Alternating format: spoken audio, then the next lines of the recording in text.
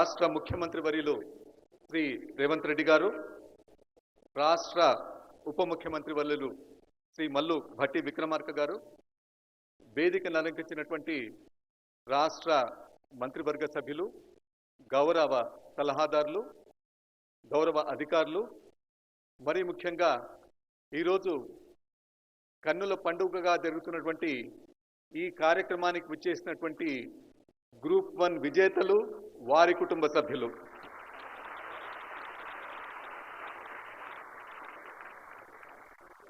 తెలంగాణ రాష్ట్ర ప్రభుత్వ తరపున మీ అందరికీ కూడా ఈ చల్లటి వాతావరణంలో శుభాకాంక్షలు, అభినందనలు మరియు స్వాగతం, సుస్వాగతం.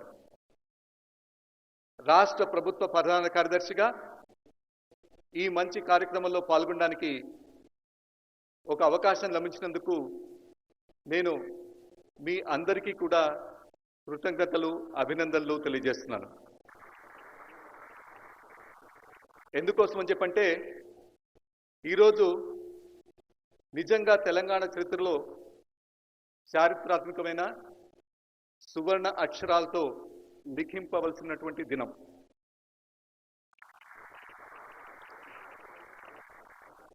నాలుగు కోట్ల తెలంగాణ ప్రజల పక్షాన వారికి అనునిత్యం వచ్చే 35 సంవత్సరాలు సేవలు అందించడానికి మీరు నియమించబడ్డారు. మీ ప్రయాణం ఎక్కడి నుంచో మొదలైందో ఒకసారి గుర్తు చేసుకుంటే, ఈ గ్రూప్ 1 పరీక్షలు నోటిఫికేషన్ వచ్చినప్పుడు 4,03,645 మంది అప్లై చేసుకున్నారు. 4,03,645 మంది. వాళ్లలో 3,02,172 మంది పరీక్షలకు ఇస్తే దానిలో 90% మంది మొదటి స్టేజ్లోనే ఎలిమినేట్ అయిపోయి కేవలం 31,383 మంది, అంటే కేవలం 10% మంది మాత్రమే మెయిన్స్కు ఎంపిక కాబడ్డారు. అంటే మొట్టమొదటి మెట్టు దానిలోనే 90% మందిని వారికంటే మీరు మెరుగని చెప్పి నిరూపించుకుని ముందుకొచ్చారు. దాని తర్వాత మెయిన్స్ పరీక్ష రాశారు.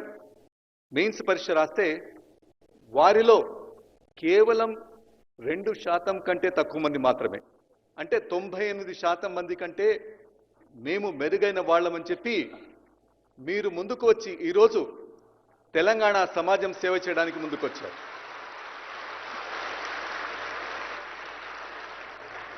అంటే పరీక్ష రాసిన 720 మందికి గాను ఒక్కళ్ళు మాత్రమే సెలెక్ట్ అయ్యారు.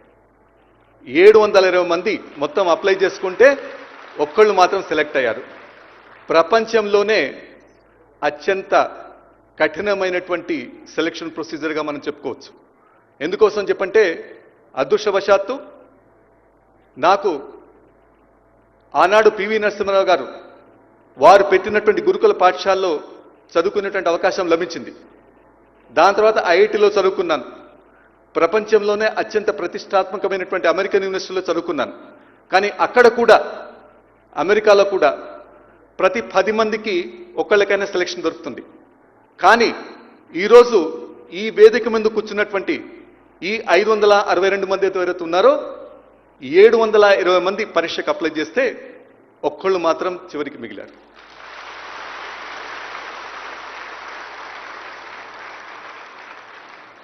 ఇది మీ ప్రతిభకు, మీరు పడ్డటువంటి కష్టానికి, మీ తల్లిదండ్రుల యొక్క ఆశీస్సులకు, మీ గ్రామ పట్టణ ప్రజల యొక్క శుభాకాంక్షలకు అది నిదర్శనం.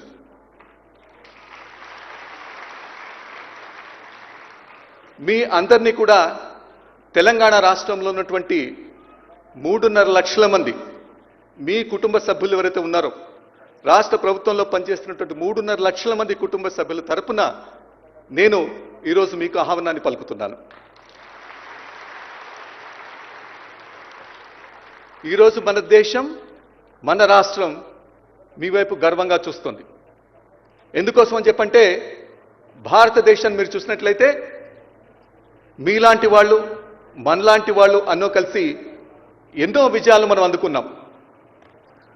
గౌరవ ముఖ్యమంత్రులు, రాష్ట్ర స్థాయిలో, దేశ స్థాయిలో ప్రధానమంత్రులు, ఇతర రాజకీయ నాయకులు దశా దిశ నిర్దేశనం చేస్తే పని చేసినటువంటి సైనికులం మీరు, మేము అందరం కలిసి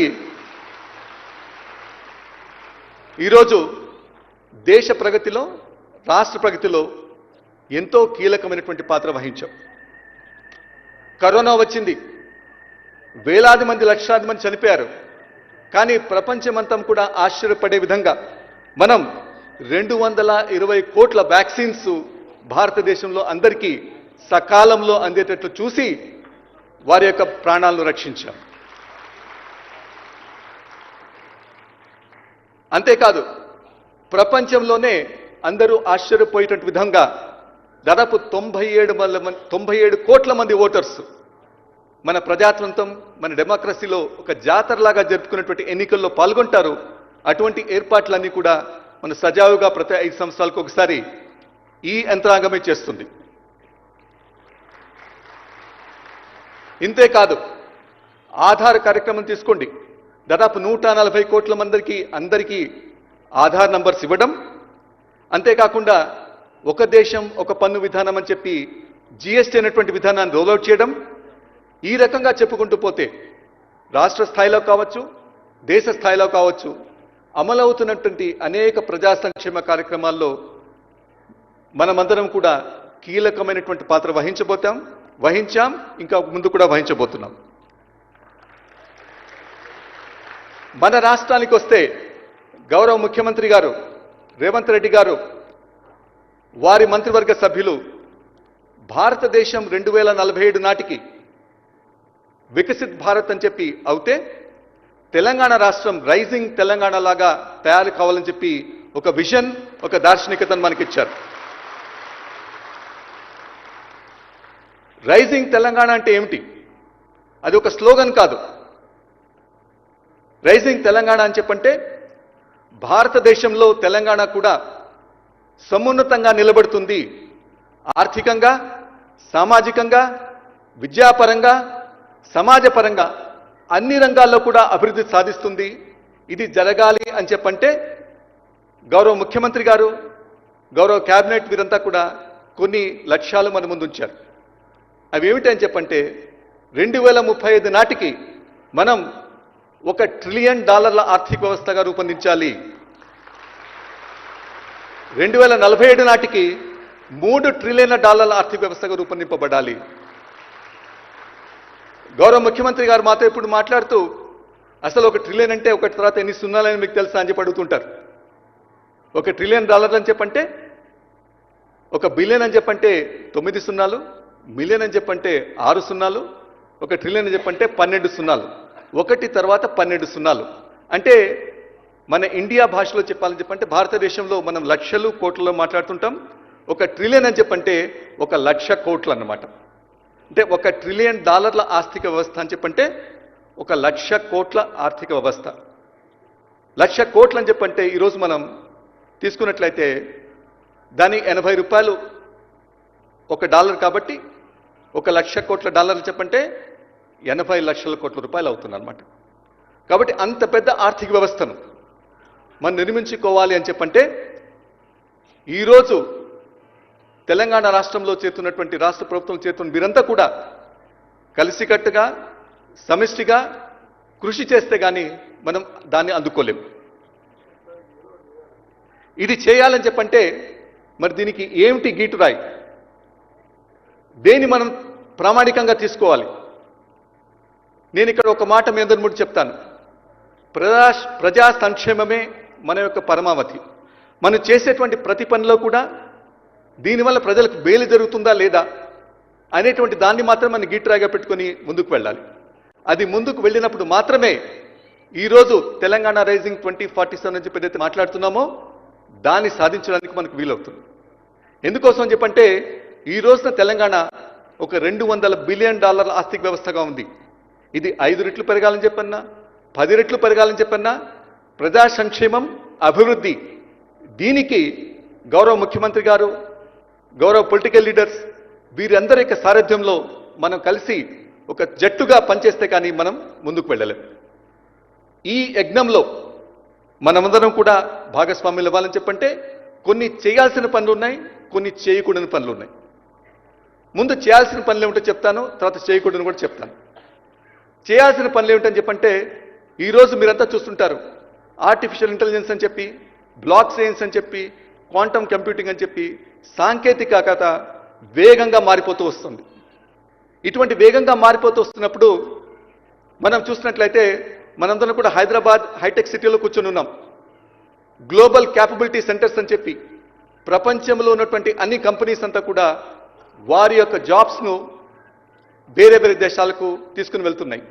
ఎందుకోసం చెప్పంటే ప్రపంచానికి కావాల్సినటువంటి శక్తి సామర్థ్యాలు మానవ వనరులు మన దగ్గర ఉన్నాయి కాబట్టి ఈ రోజున వారందరూ కూడా మన దగ్గరికి వస్తున్నారు. ఇటువంటి మానవ వనరులను ఇంకా అభివృద్ధి చేసుకుని, ఇంకా అత్యున్నతంగా చేసుకుని ప్రపంచానికే మనం ఒక ఆర్థిక శక్తిగా ఎదగాలని చెప్పంటే తెలంగాణకు ఆ సత్తా ఉందని చెప్పి మనం అంతా కూడా చూపించాలి. కాబట్టి ఈరోజు 18 శాఖల్లో ఎవరైతే రాష్ట్ర ప్రభుత్వంలో చేరుతున్నారో మీరు చేసేటువంటి ప్రతి పని కూడా దీనికి ఉపయోగకరంగా ఉండబోతోంది. రాష్ట్రాన్ని ఒక ప్రబలమైనటువంటి ఆర్థిక శక్తిగా మార్చడానికి మీరు చేసేటువంటి ప్రతి ప్రయత్నం కూడా ఉండబోతోంది. కాబట్టి సాంకేతికను మనం ప్రజలకు అందించేటువంటి సేవల్లో అన్నిత్యం కూడా అందిపుచ్చుకోవాలి. ఒక రైతు కావచ్చు, లేకపోతే ఒక మహిళ కావచ్చు, ఒక యువకుడు కావచ్చు, ప్రభుత్వం కోసం వారు వస్తున్నప్పుడు వారు ఏ సర్వీస్కి అయితే వస్తామని చెప్పి అనుకుంటున్నారో, కావాలని చెప్పి అనుకుంటున్నారు, దానికి వారికి సత్వరంగా అందించడానికి, కరప్షన్ లేకుండా అందించడానికి, ఎటువంటి ఇబ్బంది లేకుండా అందించడానికి మనం సాంకేతికను ఉపయోగించుకోవాలి. కాబట్టి అది ఉపయోగించుకుంటే కానీ మనం ఈ డ్రీమ్ ఏదైతే ఉందో తెలంగాణ రైజింగ్ కావచ్చు, వికసిత్ భారత్ కావచ్చు, దాన్ని మనం అందుకోలేము. కాబట్టి తప్పకుండా సాంకేతికను మనం రోజు పనిచేసేటువంటి దానిలో భాగస్వామ్యంగా చేసుకోవాలి. అంతేకాదు మీరు చేసేటువంటి ప్రతి పనిలో కూడా చాలా శక్తి ఉంది. ప్రతి ఒక్క సంతకం మీరు ఏదైతే పెట్టబోతున్నారో అది ప్రజా సంక్షేమానికి ఉపయోగపడుతుందా లేదా అని చెప్పి అనునిత్యం ఆలోచించి పనిచేయాలి. ఒక రైతు కావచ్చు, ఒక కార్మికుడు కావచ్చు, ఒక మహిళ కావచ్చు, ఒక చిన్నపిల్ల కావచ్చు, ప్రతి ఒక్కళ్ళు కూడా ఈరోజు ప్రభుత్వం మీద ఆధారపడతారు. పుట్టినప్పటి నుంచి ఇచ్చేటువంటి సర్టిఫికేట్ కావచ్చు, చిన్నపిల్లలు వెళ్ళేటువంటి ఆంగన్వాడీ కార్యక్రమాలు కావచ్చు, స్కూల్స్ కావచ్చు, హాస్పిటల్స్ కావచ్చు, రెవెన్యూ డిపార్ట్మెంట్ కావచ్చు, ఏ శాఖ అయినా సరే వారు అందిస్తున్నటువంటి సేవలు ఏవైతే ఉన్నాయో సత్వరంగా అందాలని చెప్పి, తొందరగా ఇవ్వాలని చెప్పి, రెస్పెక్ట్ తోటి ఇవ్వాలని చెప్పి ప్రజలందరూ కూడా కోరుకుంటారు. కాబట్టి ఆ ప్రజా సంక్షేమం, ఆ ప్రజలకు ఇచ్చేటువంటి సేవల్ని మీరందరూ కూడా మీ ట్రైనింగ్ తర్వాత ఇవ్వడానికి సన్నిధులు కండి అని చెప్పి ఈ సందర్భంగా మీకు తెలియజేస్తున్నారు. ఇది కాకుండా ఇంకోటి చూసినట్లయితే ఈరోజు 2025లో మనం ఉన్నాం. మీరందరూ కూడా 30-35 సంవత్సరాలు ఈ సర్వీస్లో ఉండబోతున్నారు. ఆనాటికి భారతదేశం వికసిత్ భారత్, తెలంగాణ రైజింగ్ తెలంగాణ అవబోతుంది. అలా అవబోతున్నప్పుడు మీ పాత్ర ఏమిటి అని చెప్పి ఇంతకుముందే మీకు తెలియజేశాను. ఒకవైపు కార్మికులు, కర్షకులు, బిజినెసెస్ వీటన్నిటి కూడా మనం ప్రోత్సహించాలి. ఎందుకోసం అని చెప్పంటే ప్రభుత్వంలో ఉద్యోగాలు కొంతవరకు మాత్రమే ఇవ్వగలం. మన దేశంలో ఇప్పుడు చూసినట్లయితే తెలంగాణ రాష్ట్రంలో 15 సంవత్సరాలు నిన్నటువంటి వాళ్ళు, 15 సంవత్సరాల నుంచి 60 సంవత్సరాల మధ్య ఉన్నటువంటి వాళ్ళు 1,70,00,000 మంది ఉన్నారు. 1,70,00,000 మందిలో ప్రభుత్వంలో పనిచేయగలిగినటువంటి వారి సంఖ్య పరిమితంగానే ఉంటుంది. ఎక్కువ జాబ్స్ అనేటువంటి ప్రైవేట్ సెక్టర్లో కూడా క్రియేట్ చేయాల్సినటువంటి అవసరం ఉంది.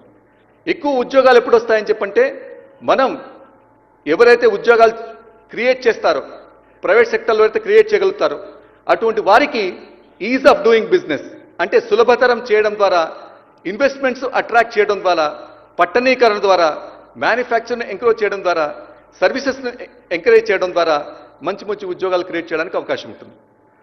దీనిలో ప్రభుత్వ అధికారులుగా మీరందరూ ఒక ప్రముఖమైనటువంటి పాత్ర వహించబోతున్నారు. ఎందుకోసం చెప్పంటే భారతదేశంలో మనందరికీ కూడా ఒక చెడ్డ పేరుంది. ఏమిటని చెప్పంటే మన దేశంలో బిజినెస్ చేయడం చాలా కష్టమని చెప్పి అంటారు. ప్రతిదానికి ఒక పర్మిషన్ కావాలి, ఒక పర్మిట్ కావాలి, ఒక అప్రూవల్ కావాలి, ఏది చేయాలని చెప్పినా చాలా టైం పడుతుందని చెప్పంటారు. అటువంటి వాటిని దృష్టిలో పెట్టుకొని మనమందరం కూడా ఏ రకంగా దీన్ని సులభతరం చేయగలం, అప్రూవల్స్ను టెక్నాలజీ ఉపయోగించి ఏ రకంగా ఇంప్రూవ్ చేయగలం, ఒక బిజినెస్ మ్యాన్ కానీ ఒక ఎంటర్ప్రెన్యూర్ కానీ నేను ఫలానా వ్యాపారం చేయబోతున్నా అని చెప్పంటే అతనికి ఏ రకంగా మంచి అట్మాస్ఫియర్ క్రియేట్ చేయగలం, మంచి ల్యాండ్ ఇవ్వగలం, మంచి ఇన్ఫ్రాస్ట్రక్చర్ క్రియేట్ చేసి ఇవ్వగలం, ఇవన్నీ కూడా మనం నిరంతరం ఆలోచించాలి. ఆలోచించి అటువంటి చేసినప్పుడు మాత్రమే మన రాష్ట్రం అనేటువంటి ముందుకు కానీ అభివృద్ధి చెందడానికి అవకాశం ఉంటుంది. కాబట్టి టెక్నాలజీని ఉపయోగించుకోవడం, సులభతర వాణిజ్యం చేయడం, విద్యను ఎంకరేజ్ చేయడం, హాస్పిటల్స్ బాగా పనిచేస్తూ చూసుకోవడం, ఇన్ఫ్రాస్ట్రక్చర్ ఇంప్రూవ్ అయ్యేటట్టు చూసుకోవడం, ఇవన్నీ కూడా మనం చేయాల్సినటువంటి పనిలో భాగస్వామ్యంగా ఉన్నాయి. కానీ చేయకూడనటువంటివి కూడా కొన్ని ఉన్నాయి. ఏమిటని చెప్పంటే ప్రభుత్వంలో చేరగానే చాలామంది ఇన్యాక్సెసిబుల్ అయిపోతారు. అంటే ప్రజలతో మమేకం అవడానికి ముందు వెనకలాడుతుంటారు. ఎందుకోసం చెప్పంటే మనల్ని ఏమడుగుతారో, ఏం ప్రశ్నిస్తారో, మనం వీటికి ఎట్లా సమాధానం చెప్పాలని చెప్పి కొంతమంది ఇన్యాక్సెసిబుల్గా తయారవుతారు. నేను మీ అందరితో కూడా కోరేది ఏంటని చెప్పంటే మీరు ఎంతసేపు ప్రజలతో ఉంటే అంత ఎఫెక్టివ్నెస్ అనేటువంటిది మీకు ఇంప్రూవ్ అవుతుంది. ఒట్టి ఆఫీసుల్లో కూర్చొని సమీక్షలు చేస్తే మాత్రం ఎఫెక్టివ్నెస్ అంటే ఇంప్రూవ్ కాదు. గౌరవ ముఖ్యమంత్రి గారు కూడా మా అందరి పనితీరును బేరీజ్ వేసేటప్పుడు జిల్లా కలెక్టర్లు కావచ్చు, జిల్లా ఎస్పీలు కావచ్చు, ఎవరి పనితీరును బేరీజ్ వేసినప్పుడు కూడా వారు ఎంత స్థాయిగా క్షేత్రస్థాయిలో పర్యవేక్షణ చేస్తున్నారు, క్షేత్రస్థాయిలో తిరుగుతున్నారు, ప్రజలతో మమేకం అవుతున్నారనేటువంటి అంశాన్ని సునిశ్చితంగా పరిశీలించి ఎవరైతే బాగా చేస్తున్నారో వారికి మరిన్ని అవకాశాలు ఇస్తున్నారు. కాబట్టి మీరు చేయకూడనటువంటి పనులు ఏంటంటే కేవలం ఆఫీసుకు పరిమితం మాత్రమే అవ్వడం. ప్రజల్లో ఉండండి, ప్రజల్లో తిరగండి, సమస్యలు కనుక్కోండి, వాటికి పరిష్కారం చేయడానికి ప్రయత్నం చేయండి. రెండోది ఏంటంటే చెప్పంటే మనం ప్రభుత్వం ప్రజలు మన మీద చాలా నమ్మకం ఉంచి చాలా అధికారాలు ఇచ్చారు. ఈ అధికారాలను మనం ఫైల్స్ను సత్వంగా క్రియేట్ చేసి సమస్యలు పరిష్కారం చేసుకోవడానికి మార్గాలు చూపిస్తాను తప్పితే ఈ రూలు ఆ రూల్ అని చెప్పి ఏదో ఒక సాకు చెప్పి తప్పించుకోవడానికి ప్రయత్నం చేయకూడదు. ఎందుకోసం అని చెప్పంటే ప్రభుత్వం రూల్స్ ప్రకారం చేయాల్సిందే, కాదని చెప్పి ఎవరు అంటడం లేదు. కానీ రూల్స్ అనేటువంటి వాటి వెనకాల దాక్కొని ప్రజలకు మనం సహాయం చేయకుండా ఉండడం మాత్రం అది మాత్రం మనం చేయకూడనటువంటి పని. రూల్స్ ఉన్నటువంటివన్నీ కూడా ప్రజలకు మంచి సేవలు అందించడానికి, ప్రజలకు మనం పెట్టిన డబ్బులు టైంలో అందడానికి, సేవలు మరింత బయటపరచడానికి. కాబట్టి రూల్స్ అన్నింటినీ కూడా మీరు దానికోసం ఉపయోగించుకోవాలి తప్పితే దాన్ని వెనకాల నక్కి మన ప్రజలకు దూరంగా ఉండడానికి మాత్రం కాదు. ఫైనల్గా ఇంకొకటి ఉంది. ఇంకో విషయం ఏంటని చెప్పంటే ప్రభుత్వంలో కరప్షన్ గురించి చాలామంది మాట్లాడతారు. కాబట్టి కరప్షన్ అనేటువంటిది దాన్ని మనం తరిమి కొట్టాలని చెప్పంటే దానికి సింపుల్ 2-3 సూత్రాలు ఉన్నాయి. ఒకటేమిటని చెప్పంటే పారదర్శకత. చేసేటువంటి పనికి కొన్ని పనులు చేయగలుగుతారు, కొన్ని పనులు చేయలేరు. చేసినప్పుడు పారదర్శకంగా చేయడం, చేయలేనప్పుడు కూడా పారదర్శకంగా ఎక్స్ప్లెయిన్ చేయడం, అది కూడా చాలా ముఖ్యమైనటువంటి విషయం. రెండో విషయం ఏంటని చెప్పంటే సాంకేతికను ఉపయోగించుకోవడం. ఎందుకోసం సాంకేతికను ఉపయోగించుకుంటే కనుక ప్రతి ఒక్కరికి కూడా ఏం జరుగుతుంది, ఎలా జరుగుతుంది చాలా ఈజీగా తినడానికి అవకాశం ఉంటుంది. మూడో విషయం ఏంటంటే జవాబుదారీతనం ఉండడం. మనకు ప్రభుత్వం ఇస్తున్నటువంటి రెస్పాన్సిబిలిటీ, అకౌంటబిలిటీ ఏదైతే ఉందో దాని ద్వారా ప్రజలకు మెరుగైనటువంటి సేవలు అందించాలని చెప్పంటే ఈ సూత్రాలను ఉపయోగించుకుంటే కనుక మనం భారతదేశంలో అభివృద్ధి చెందినటువంటి రాష్ట్రంగా తెలంగాణ ఒక దిక్సూచిగా నిలబడడానికి మనకందరికీ కూడా అవకాశం ఉంటుంది.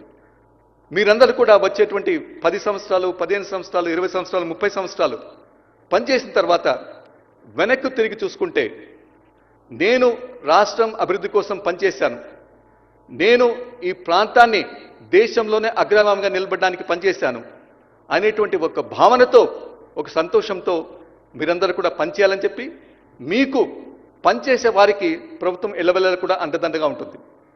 మీకు అన్ని ఏవైతే రెస్పాన్సిబిలిటీస్ ఇచ్చినప్పుడు దానికి కావాల్సిన కేపబిలిటీస్ కూడా మీకు అందడానికి శిక్షణా కార్యక్రమాలు కావచ్చు, సాంకేతిక కావచ్చు, వీటన్నిటిని కూడా అందివ్వడానికి ప్రభుత్వం ఎల్లవెల్లలా కూడా సిద్ధంగా ఉంటుంది. కాబట్టి ఇటువంటి కఠోరమైనటువంటి పరీక్షలో పాస్ అయి ఎంతో ఉత్తేజమైనటువంటి ఒక జర్నీని మొదలు పెట్టబోతున్నట్టు మీ అందరికీ కూడా తెలంగాణ రాష్ట్ర ప్రభుత్వం తరఫున ఇంకొకసారి నేను స్వాగతం పలుకుతూ ఇవి వచ్చే 35 సంవత్సరాలు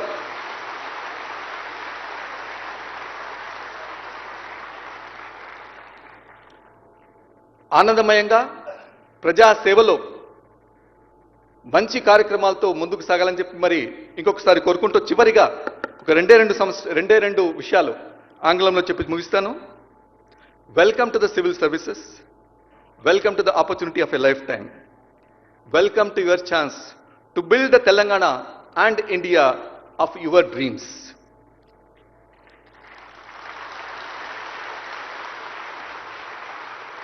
The people are watching. History is getting recorded. The future is calling. Rise to the occasion. Make us proud. Make proud of yourself, your families, and make also proud of all the 719 candidates whom you have beaten to join this service.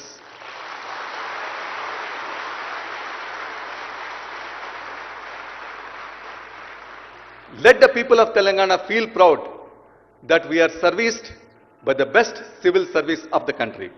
Jai Hind, Jai Telangana. ధన్యవాదాలు sir. 1/728 అనే మాటను ఒకటికి 2 సార్లు చెప్పి అది మన గర్వం పెంచే పర్వంగా కాదు, బాధ్యత పంచే వేదికగా సందేశం అందించిన సిఎస్ గారికి ధన్యవాదాలతో వెలుగుల విద్యుత్తును, ఆర్థిక విద్వత్తును సొంతం చేసుకొని విత్త లబ్ధి ఎలా ఉన్నా చిత్తశుద్ధి ఉంటే చాలు తెలంగాణ పునర్నిర్మాణం సాధ్యమని తాను ముందుకు సాగుతూ అందరినీ ముందుకు సాగిస్తున్న ఆనరబుల్ డిప్యూటీ సీఎం గారి సందేశం.